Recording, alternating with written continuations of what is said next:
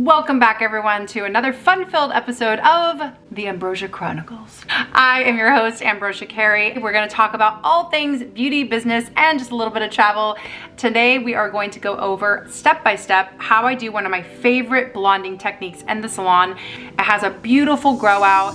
It's a quick and efficient way to get that blonding down. I'm gonna show you how to make a little correction on holding your comb. It's going to save you time. I promise you will love it.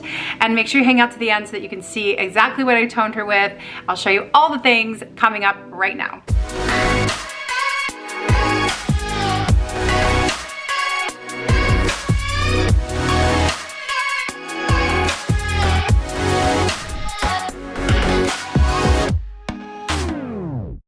All right, guys, let's get this party started with Sam. I'm gonna use Trust Professional Blanc Blonde Lightener in 20 volume with K Recovery, which is their one-step balm builder, and it makes the lightener nice and creamy. So watch my tail of my comb as I make my stitch. I point the tail in toward the head, and then it creates like a nice shallow stitch, making it really easy for me to pick something up without getting any overhang. And then when I apply my lightener, I just wanna make sure I brush everything sideways when I'm trying to blur out. So watch one more time. I'm gonna pick up my stitch, and I'm not gonna do a subsection. I'm just gonna pick up the stitch directly, tail in toward the head, pick it up directly, drop it into the foil, apply your lightener, and push it up to the root afterward.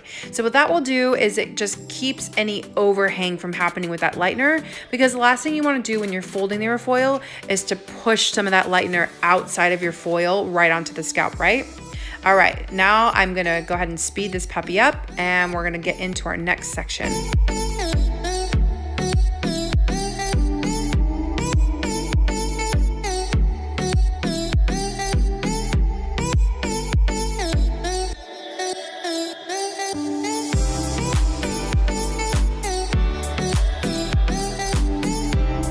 Okay, now that I've finished the whole face framing, I finished my diagonal back sections around the ears, I'm jumping back to where the crown is, and I'm filling in the gap from the crown forward where I started my foils.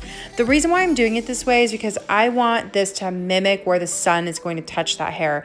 And naturally, everything around the face is going to be brighter and bolder than the rest of this. So I'm leaving a little bit more space between the stitches. I'm feathering up toward the demarcation, as you notice, instead of going directly stamping on the root, and this is going to give it more of a lived-in look.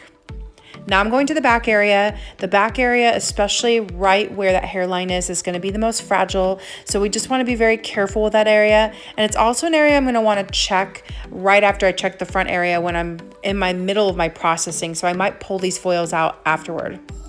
And then we're going to go into the next step in just a moment.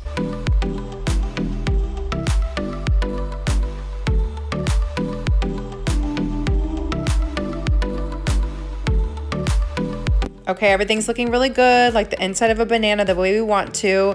It's definitely at a level 9, so I can go in with my 10.89, which is a nice cooling, very mild toner. And all I want to do is just give it a little bit of sheen, and I want to take out some of that rawness. So here we go, we're going to blow dry it out, and then let's get that final reveal.